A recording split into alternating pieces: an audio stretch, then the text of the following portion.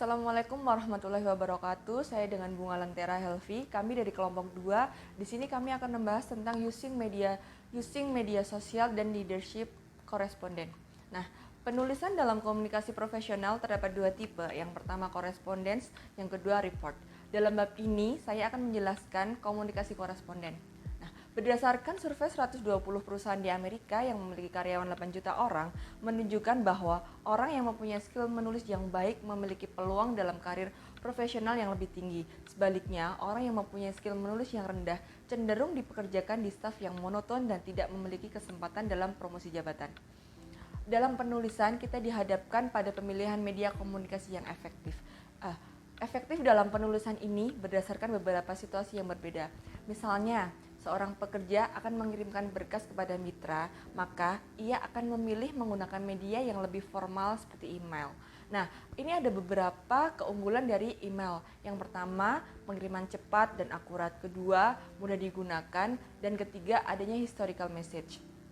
Keadaan lain berbeda jika seorang pengusaha yang ingin mengembangkan bisnis. Nah, ini bisa dengan menggunakan Facebook. Bagaimana cara penggunaan Facebook dalam seorang pebisnis? Nah, di sini gini, seorang pebisnis dia membuat fanbase ataupun fanpage tentang beberapa lini bisnis yang sama. Jadi dari segi pelaku bisnis dapat membuat e-communication di Facebook. Dengan itu dia membuka peluang usaha untuk B2B maupun B2C. Nah, beberapa keunggulan dari Facebook yaitu hampir semua orang mempunyai Facebook, lebih populer, tidak terlalu formal, jadi bisa lebih santai. Dapat dijangkau semua lini bisnis maupun semua orang. Akan tetapi ada beberapa kekurangan Facebook, yaitu dipandang kurang profesional tuh. Terus terlalu transparan, memiliki potensi diblokir dari pihak Facebook karena sejatinya Facebook tidak digunakan dalam jual beli ataupun dalam berbisnis. Nah, tidak mudah dimonitoring.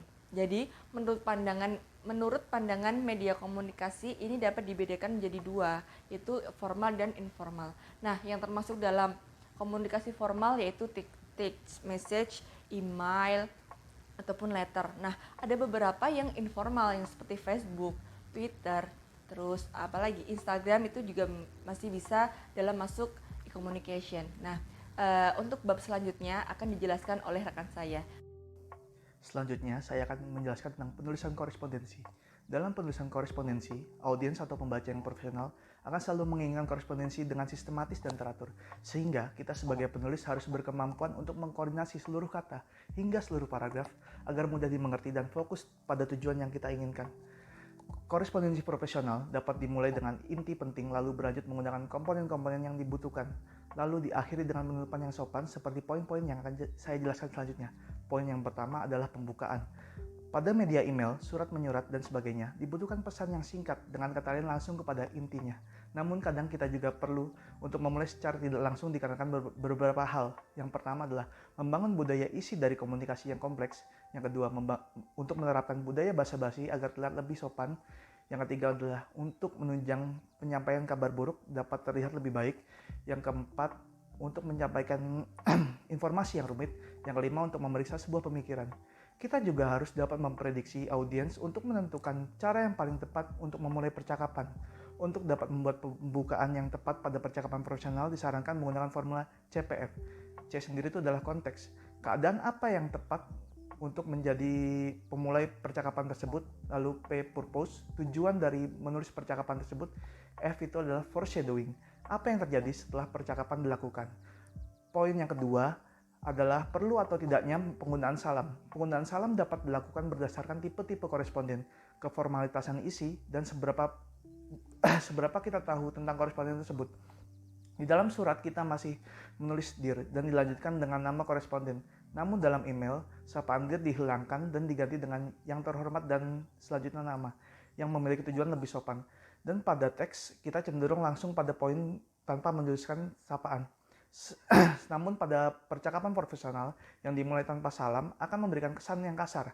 Poin yang ketiga atau yang terakhir adalah closing. Beberapa korespondensi harus diakhiri dengan singkat, namun kita memberikan penutupan dengan kesan sopan dan tanpa terburu-buru.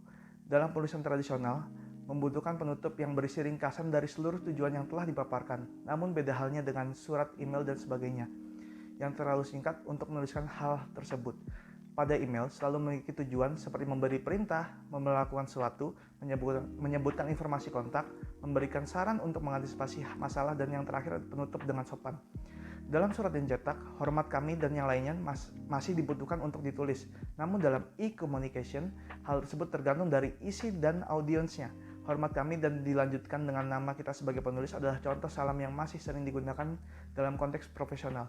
Dalam pesan singkat atau tweets yang isinya lebih informal seringkali hanya diakhiri dengan inisial atau tanpa penutup sama sekali. Sekian dari saya, akan dilanjutkan oleh rekan saya. Terima kasih. Baiklah, saya akan menjelaskan tentang formatting e-communication dan order korespondensi. Kenapa sih format itu penting? Format itu penting karena itu akan memudahkan perusahaan dalam menyampaikan informasi kepada orang yang mereka tuju. Selain itu juga membantu mereka dalam memudahkan melakukan pekerjaan. Terdapat 5 hal penting yang harus kita perhatikan, yang terutama adalah layout, spacing dan alignment, headings, font type, size dan treatment, kemudian ada list. Nah, kita bicarakan satu-satu dulu ya. Untuk layout, setiap pinggiran ataupun setiap sisi di kiri, kanan, atas, bawah itu setidaknya harus diberikan space berjarak yang harus sama antara kiri, kanan, atas, bawahnya. Kemudian di bagian spacing dan alignment, hal ini juga sama, tetapi lebih fokusnya antar baris. Nah, di baris itulah ada jarak. Nah, itulah yang namanya spacing alignment-nya harus kita berikan. Space setidaknya itu seperti 1,5 atau 1,115. Untuk bagian font type, size dan treatment ini penggunaannya tergantung, terutama apabila kita menggunakan media informal ataupun media formal. Nah, media formal ini seperti email, itu kita fokus kepada penggunaan font seperti Times New Roman, Georgia, dan ini adalah tipe-tipe font seperti font serif. Kemudian untuk media informal seperti pada media platform Facebook, Twitter, LinkedIn ataupun Instagram. Penggunaannya di media informal ini dia lebih fleksibel daripada penggunaan serif yang lebih memudahkan pembacaan informasi. Sedangkan di sans serif di penggunaan media informal itu sangatlah fleksibel kalau menurut saya. Selain itu ada juga heading. Headings ini perlu kita perhatikan dengan membuat judul yang singkat, jelas, dan dapat menyampaikan informasi keseluruhan secara umum. Nah, seperti itu. Kemudian di bagian list. Nah, list ini bisa kita buat dalam bentuk poin-poin ataupun dalam bentuk angka 1, 2, 3. Nah, sebaiknya kita langsung siapkan. Kita mulai dari email. Di dalam email terdapat email orang yang kita tuju, kemudian ada email kita, kemudian ada juga subjek ataupun bisa kita sebut sebagai judul ataupun headings. Kemudian ada isinya. Di dalam format ini yang perlu kita perhatikan hanya ada beberapa, tetapi yang perlu kita perhatikan adalah di bagian subjek, yaitu adalah di bagian judul. Kenapa? Karena dengan adanya judul ini akan memudahkan orang yang menerima informasi kita itu tahu email apa sih yang sedang dikirimkan kepada dia. Di bagian isinya ataupun di bagian body text-nya itu harus kita mulai dengan awalan, kemudian ada isi, kemudian ada penutup. Di bagian awal kita bisa menuliskan seperti Dear Mr. A atau To Mr. A. Nah, di isi ini kita bisa memulai dengan yang namanya cukup body text-nya saja, ataupun kita bisa tambahkan lagi dengan bantuan list. Kemudian di bagian penutup perlu adanya tulisan seperti best regard atau sincerely. Nah, itu contoh di bagian email. Baiklah, selanjutnya kita akan langsung ke media informal nih. Penggunaan di media informal biasanya digunakan pada Facebook, Twitter, LinkedIn maupun Instagram. Yang pada saat sekarang ini dia menggunakan tipe foto maksud saya. Nah, di foto ini dia hanya meletakkan kata-katanya dengan secara singkat sehingga dapat memudahkan pembaca ataupun orang yang ditujunya bisa menangkap isi dari informasi yang mereka sampaikan. Di sini ada contoh penggunaan font tipe font, size dan treatmentnya. Di sini saya menggunakan font dengan jenis adalah Times New Roman. Kemudian di bawahnya saya menggunakan tipe font yang berbeda sehingga akan membuat ini adanya variasi. Jadi tidak hanya melulu satu tipe font yang seperti di bagian yang salah ini.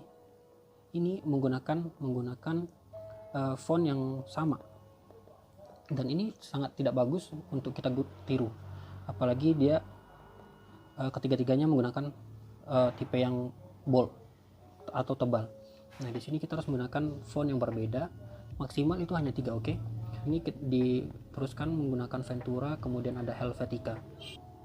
Ini adalah contoh yang benar. Kenapa? Karena dalam membuatnya dia tidak hanya menggunakan bold melulu seperti yang sudah dijelaskan tadi, tapi di bagian headings yang ini dia menggunakan tipe bold atau tebal.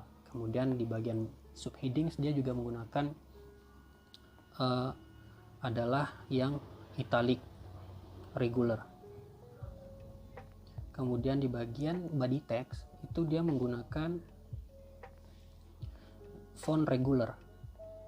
Nah, ini adalah contoh yang bagus karena penggunaan font ini itu harus diperhatikan juga sehingga tidak terjadinya pembacaan seperti di bagian yang salah ini apa sih, kok semuanya tebal hurufnya, kan ngeselin kalau seperti itu. Oleh karena itu ini adalah contoh yang benar yang perlu ditiru. Kak, kok itu dapat fontnya dari mana sih, kok bisa tahu ukurannya sekian-sekian? Nah, disinilah saya akan cerita lagi.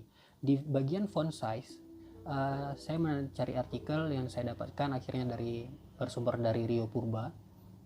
Ia adalah seorang desainer yang membantu dan memberikan edukasi kepada desainer pemula terutama ya. Nah, selanjutnya kita mulai melakukan penentuan size font size-nya ini di bagian body text. Nah, di sini saya menetapkan bahwa bagian body text-nya adalah 20. Kemudian saya akan mengalihkannya dengan 1,618. Kemudian akan mendapatkan hasil 32, sekian. Nah, inilah hasil ukuran font yang akan saya gunakan di bagian subheadings. Untuk di bagian headings, saya akan mengalihkan lagi subheadings yang tadi 32 dikali dengan 1,618, kemudian akan mendapatkan hasil yang mendekati dengan ukuran font 52. Kenapa sih Kak kok 1,618? Nah, Rio Purba mengatakan bahwa untuk menghitung font yang digunakan, maka kalikanlah font dengan ukuran body text, sehingga itu akan mendapatkan ukuran heading dan subheading. Di sini sudah sangat sering juga dia gunakan, dan saya juga sering gunakan agar membuat ukuran font di bagian heading, subheadings, dan body text itu lebih bervariasi dan lebih enak dilihat seperti itu. Nah, sekian dari saya, akan dilanjutkan oleh teman saya untuk penjelasan selanjutnya. Terima kasih. Nah, pada kesempatan yang selanjutnya ini kita akan membahas mengenai bagaimana sih cara membangun dan mengelola akun media sosial kita agar dapat mencapai keefektifan. Nah, sebagai seorang pemimpin, sosial media sangat penting menjadi satu alat untuk memproyeksikan etos dan juga berinteraksi dengan audiens-audiens kita. Dan sosial media ini memiliki peran yang sangat signifikan dalam merubah pola dan tatanan komunikasi di industri dan juga kehidupan masyarakat global. Sebagai contohnya, bahwa sosial media pun mampu merubah sejarah. Contohnya, sosial media ini digunakan saat kejadian Arab Spring di Libya, di Mesir, untuk menjalankan agenda revolusi. Ini menggunakan propaganda melalui sosial media. Nah, dan bagi kita seorang profesional, penggunaan sosial media juga penting untuk menentukan publik itu ingin melihat kita itu dicitrakan seperti apa. Nah, setidaknya kita bahas ada 3 platform yang populer dan bagaimana sih strategi untuk mengelola 3 medium tersebut. Yang pertama adalah blog, Twitter, dan juga LinkedIn. Yang pertama adalah blog. Setidaknya menurut penelitian, setiap bulannya ada 3 juta blog yang aktif setiap bulannya. Nah, dan sebetulnya udah ada perusahaan, website, dan juga blog yang menyediakan jasa konsultansi bagaimana caranya membangun blog yang profesional. Nah, ini kan kita coba rangkum menjadi beberapa poin. Yang pertama adalah tentukan tujuan kita terlebih dahulu. Kenapa sih blog kita harus ada? Lalu kepada siapa sih blog ini kita sediakan, siapa audiensnya? Nah, ini cukup esensial untuk kita tentukan di awal karena akan mempengaruhi langkah taktis selanjutnya. Nah, selanjutnya adalah interaksi. Jangan sampai ketika audiens ini sudah datang ke blog kita, tapi kita tidak melakukan interaksi yang komunikatif. mereka sudah komen dan lain sebagainya, tapi kita tidak respon. Nah, prinsipnya adalah interaktif. Selanjutnya adalah citasi. Menurut profesional bloggers, salah satu cara paling mudah untuk menghancurkan blog kita adalah dengan melakukan plagiarisme. Atau kita mengambil ide opini orang lain tanpa menggunakan kreditnya. Nah, padahal kredit ini sangat penting untuk blog kita, karena dengan menggunakan kredit referensi citasi ini, kita bisa membangun jejaring antar blog. Nah, ini akan membangun iklim blog yang berkelanjutan. Nah, selanjutnya adalah tetaplah menulis. Jangan sampai akun blog kita terkesan tidak aktif atau mati. Nah, tone dan style dari medium blog ini cenderung lebih casual dibandingkan medium-medium yang lain. Maka daripada itu kita perlu pikirkan nih, mulai dari pembuka, konteks yang kita bangun, lalu dan penutup yang apik. Nah, selanjutnya yang akan kita bahas adalah microblogging atau Twitter. Nah, Twitter juga sedang naik daun. Mungkin teman-teman juga cukup familiar dengan Twitter. Nah, Twitter ini menjadi salah satu sarana perusahaan-perusahaan untuk mengiklankan mulai dari brand mereka, produk mereka, sampai perusahaan mereka. Nah, dan bagaimana sih cara kita mengelola Twitter ini agar dapat kita gunakan secara strategis? Yang pertama adalah tentukan tujuan juga. Kenapa kita melalui akun Twitter? Apa tujuan kita membuat Twitter, dan siapa sih audiens yang mau kita attract ke dalam akun kita? Nah, selanjutnya adalah posisikan orang yang tepat untuk mengelola akun Twitter kita. Kalau bisa orang yang sudah berpengalaman, yang memiliki etos kerja, yang memiliki kejujuran dan tidak emosional. Karena kalau akun Twitter kita ini ibaratnya sebagai muka dari perusahaan kita dikelola oleh orang yang emosional atau tidak kredibel, ini menjadi blunder yang sangat bahaya dan mampu menghancurkan brand perusahaan kita.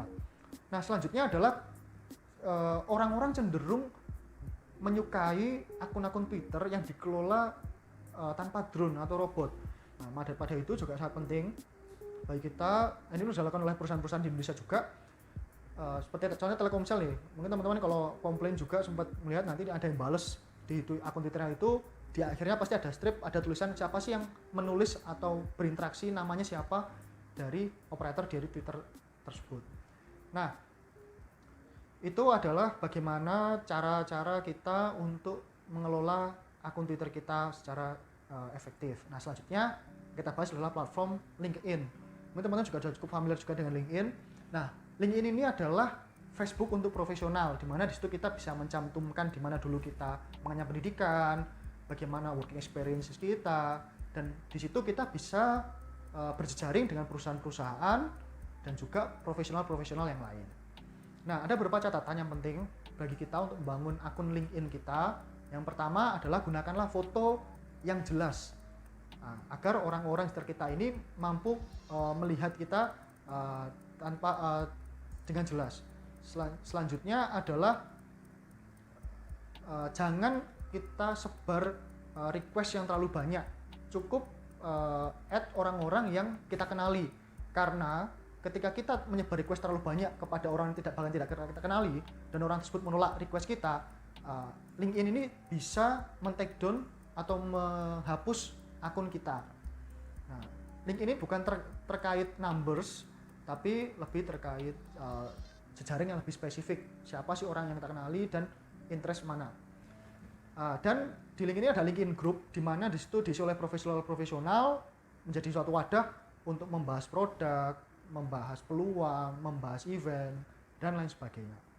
Nah, itu paling tidak ada 3 platform medium yang bisa kita gunakan dan cara-caranya. Nah, mungkin kita sudah membahas mulai dari apa sih pentingnya kita memiliki skills menulis, bagaimana menulis dengan coherence, dan bagaimana menulis dengan performatan yang baik dan benar, dan juga contoh-contoh platform yang tersedia. Nah, mungkin demikian diskusi dan referensi yang bisa tim kami berikan kepada teman-teman, semoga menjadi referensi yang baru.